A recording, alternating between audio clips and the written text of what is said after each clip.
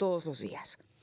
Ahora sí, Mávila, vamos a conversar con nuestro invitado aquí en la cabina, Carlos Escafi. Es un analista político y profesor en la Universidad Católica y hasta hace poco más de un mes, un precandidato presidencial por un partido independiente en Chile.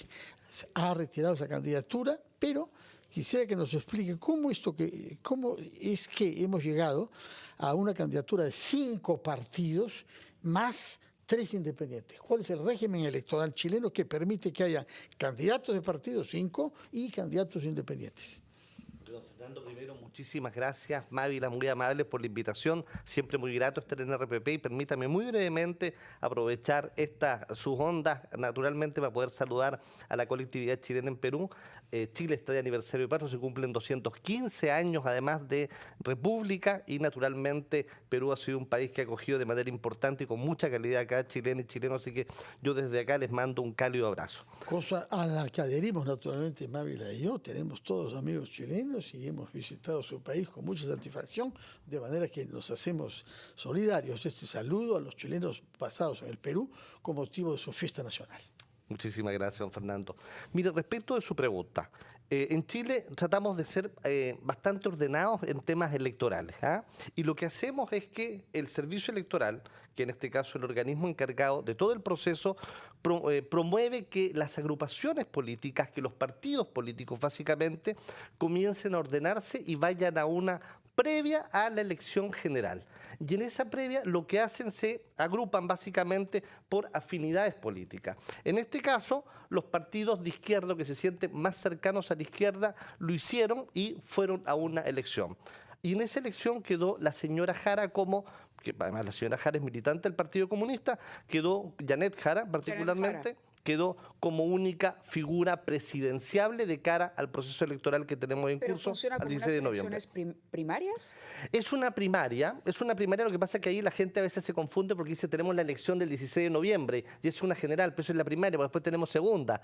¿Ah? Es una primaria, para efectos incluso académicos, claro, que nos sirve para ordenarnos. Ya que la derecha no fue. Que la señora Jara contó con el apoyo también de la Democracia Cristiana, que no es propiamente un partido de izquierda, sino claramente de centro, ¿no? Lo que pasa es que ha hecho coaliciones con las izquierdas desde que salió Pinochet, ¿no? Efectivamente, y de hecho generó harto ruido al interior de la democracia cristiana. Por ejemplo, el expresidente Eduardo Frei no necesariamente se mostró conforme con esa decisión e incluso el propio presidente de la democracia cristiana decidió presentar su renuncia al cargo porque no compartía dicha decisión. De acuerdo. Muy bien, vayamos entonces con los independientes, entre los cuales estaba usted antes, pero quedan 3. ¿Cómo así? Si hay partidos, candidatos, hay también independientes. Sí, claro. Mire, resulta que Chile, yo le diría, don Fernando, que en los últimos 10 años comenzó a vivir un proceso en el que el ciudadano se muestra hastiado de la política convencional, de la política tradicional. ¿Por qué razón? Porque Chile comienza a vivir un proceso en que comienza a polarizarse demasiado el panorama político entre una derecha y una izquierda. Y lo que hacen, y yo aquí voy a ser muy duro, de manera miserable los partidos políticos convencionales es raspar una costra que pretende cerrar, y me refiero básicamente a un momento muy doloroso que vivió Chile entre el año 73 hasta 1990 y polarizan. La dictadura de Augusto Pinochet. Exactamente. Y ese chileno se siente cansado, no se siente representado, se siente invisibilizado por, en este caso, las agrupaciones, los partidos políticos particularmente de siempre y que se han seguido gobernando Chile. Y es por eso que el Servicio Electoral promueve candidaturas independientes, obviamente abiertos, tal vez, y esto es una crítica, tal vez deberían subir la valla, porque hoy hemos tenido además un bolsón bastante amplio de candidaturas independientes y buscan 35.361 firmas para lograr inscribirse e ir sin un partido político, sin una fórmula de diputados, sin fórmula de senadores, van solos ellos y se presentan. Y ahí quedaron 3. El primero de ellos, Marco Enrique Minami, que en este minuto va... Varias veces candidato, lo hemos tenido 5 veces Marco Enrique. Y después está el señor Harold May Nichols, que es el expresidente de la NFP en Chile, de la Asociación Nacional de Fútbol, y el profesor Eduardo Artés, una figura militante del Partido Comunista, aunque el Partido Comunista decidió ir por la señora Jara, que se presentó presentado en distintas ocasiones y que hoy, más allá que nosotros, que yo pueda estar en veredas muy opuestas a la de él, ha llegado con la firma y logró inscribir esa candidatura. ¿Ah? Y después los convencionales, usted tiene a José Antonio Kast, que es una derecha bastante dura. ¿Ah? Tiene ¿Ultraderecha? ¿Ultraderecha? Yo diría que no, José Antonio Kast no es una ultraderecha, podría sí ser una ultraderecha el señor, que el diputado actual que también está postulando, que es Johannes Kaiser. ¿Ah? Después tiene a la señora Evelyn Matei, que hay que decirlo ha comenzado a repuntar ahora. Y después tiene después de haber perdido en las primarias, ¿no? Efectivamente, claro, sí. Y después, bueno, tiene perdón, a primarias no fue Evelyn Matei, a primarias no fue. La derecha no fue a primarias. No hicieron primarias. No hubo primarias. Decidieron no ir a primarias. Decidieron, por eso que tenemos en este minuto un abanico de candidatos de derecha importantes.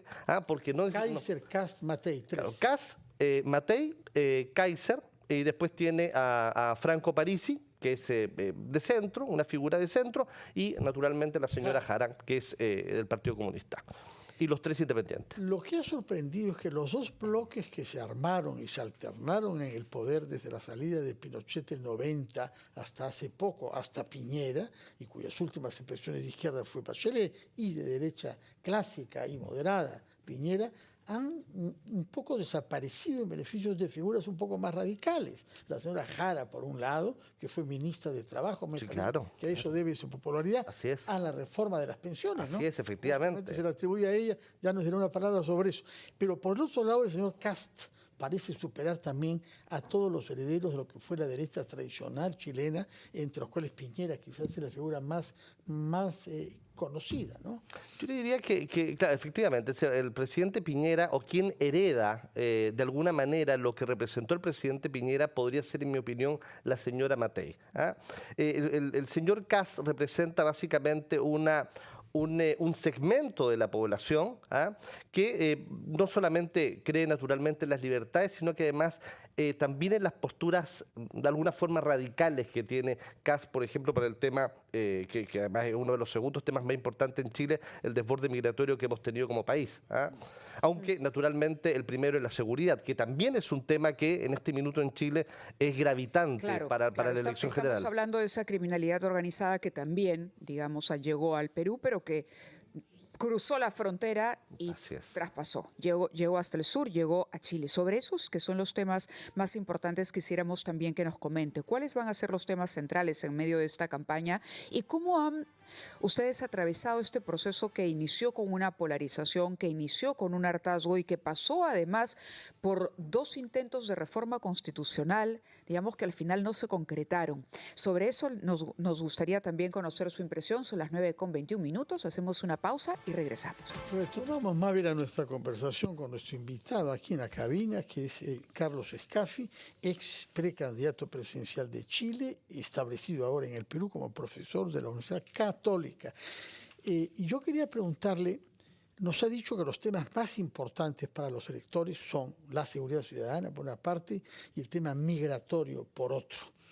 Pero nosotros hemos visto desde acá, con sorpresa, en algunos casos, el factor mapuche, es decir, una reivindicación étnica que tuvo una influencia enorme en la primera Asamblea Constituyente que fracasó justamente porque se dio demasiado en el sentido de la unidad del Estado chileno, creando jurisdicciones incluso diferenciadas según etnias o regiones. ¿En qué se está en Chile frente al tema mapuche? Mire, primero, Chile es un país que reconoce la diversidad en cuanto a participaciones culturales. Y la situación que nosotros tenemos en la Araucanía en este momento, en donde está la mayor participación del pueblo mapuche, uno de los aportes más importantes culturales que ha tenido Chile, básicamente, don Fernando, está puesta en niveles vinculados a criminalidad y eventualmente situaciones que pudieron haber sido consideradas como actos terroristas. Pero hay que ser muy cuidadoso para referirse a ello porque finalmente, claro, como es una zona en la que tiene una participación amplia el pueblo mapuche, no necesariamente podría interpretarse que detrás de estos actos podrían haber algunas facciones, algunos LEF vinculados en este caso al referido pueblo. Pero en este minuto la preocupación básicamente en la Araucanía, lejos de lo mapuche, muy lejos de eso, es básicamente controlar la situación de criminalidad, de participación de mafias internacionales, participación del narco y también atentados básicamente que han tenido Carabineros de Chile. Ese es un punto letales. sumamente importante porque habla, en efecto, o confirma una vez más cómo la delincuencia o la criminalidad en este caso se ha vuelto mucho más sofisticada y estamos ahora hablando de redes internacionales que requiere que no solamente una policía o una dirección de inteligencia nacional la enfrente, sino la coordinación. ¿A qué nivel ha llegado y qué podría decirnos sobre ese tema? ¿Por qué se ha convertido la inseguridad y el crimen organizado hoy en un tema importante? ¿Es un fenómeno de los últimos años? Mire, yo le diría que en Chile el desborde criminal que hay, porque yo ahí sí soy muy claro, Mávila, tenemos en Chile en este minuto un país que ha sido tomado por mafias internacionales. ¿Ah? Hay delitos que usted antes no veía, hoy con mucha tristeza. La gente no se sorprende, por ejemplo, de actividades criminales que no se veían antes, como por ejemplo el sicariato. ¿Ah? O encontrar restos humanos en una esquina de un barrio, oiga, impensable. ¿Ah? Centro de descuartizamientos en la zona norte del país, en Antofagasta. ¿Ah? Situaciones muy críticas que antes no se veía. ¿Por qué ocurrió esto? Bueno, todos sabemos que en Latinoamérica ha ocurrido un fenómeno muy particular en donde la criminalidad comenzó a extenderse. Yo soy ahí y siempre muy cuidadoso en señalar que el crimen no tiene nacionalidad. ¿Ah? Pero particularmente en Chile, tal vez por una...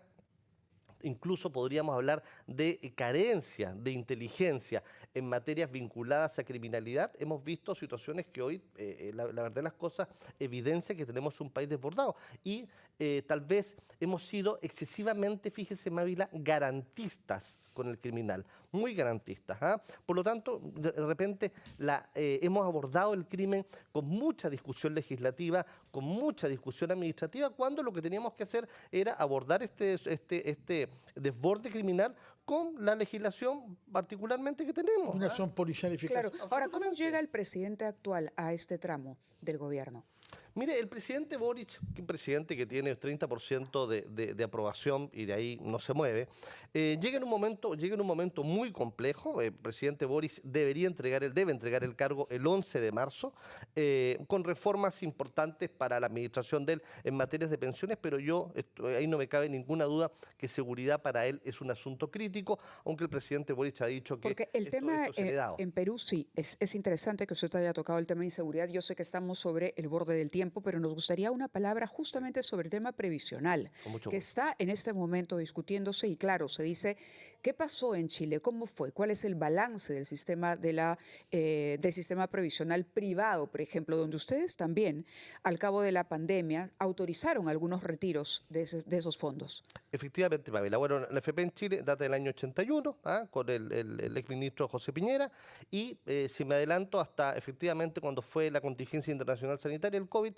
nosotros autorizamos tres retiros. Nosotros en Chile, para el tema de pensiones y particularmente lo vinculado al sistema privado de pensión AFP, hemos sido muy cautelosos en resguardar los fondos y hacer que efectivamente esa persona, en este caso ese jubilado, tenga finalmente una previsión de cara a los siguientes años. Ahora, naturalmente, cuando uno conversa con el ciudadano de a pie, a mí me pasó en los más de 5.400 kilómetros cuando recorrí Chile, me dicen, oye, pero ¿por qué yo no puedo retirar mi plata si es mi plata? Entonces, hay una discusión creciente, natural, que se va a dar en algún minuto y le van a exigir, oiga, me lo decían, mire, imagínense, yo tengo 12 millones de pesos ahorrados. 12 millones de pesos son alrededor de $11.000. $11.000. ¿Y cuál va a ser, en cuántos años me van a licuar eso? Claro. En 30 años, pásenme esas, me lo decían en buen chileno, pásenme esas lucas y yo me compro un taxi. De acuerdo. No voy a hacer taxi. Una pregunta final, respuesta concisa, por favor. Chile es el primer exportador mundial de cobre. Correcto. Perú segundo. Ojalá que sigamos siéndolo, porque hay otros países africanos que nos quieren disputar ese puesto. ¿Cómo es posible que esté creciendo a una tasa tan baja Chile? Yo creo que ahí, don Fernando, voy a ser muy duro. Yo creo que las tentaciones ideológicas han hecho lo suyo al respecto. ¿Es decir? Es decir, que muchas veces por querer, por ejemplo, elevar los permisos de permisología o por decir, oye, estamos en un foro internacional, comenzamos a subir eso y carecemos de capacidad, en este caso la autoridad, de ejercer diálogos importantes con el sector privado. Un país solamente cree, por ejemplo, en el caso de Chile, la única receta es generar, generar, generar. Y lo que nos pasó, por ejemplo, hace muy poco, es que 5.000 millones de dólares salieron de Chile, inversión nacional, y se fueron a, en este caso, Brasil, porque nosotros nos demorábamos una infinidad de años para dar un permiso. O sea, yo soy muy crítico respecto de la permisología. Está bien que aspiremos a ellos, pero reconozcamos finalmente cuál es la realidad que mantenemos en el país. Señor Carlos Scaffi, muchísimas gracias por su presencia, tanto más que nos ha honrado estando acá el día que es la Fiesta Nacional de Chile, que nosotros naturalmente celebramos también. Muchas gracias por estar acá y feliz día para usted y sus compatriotas.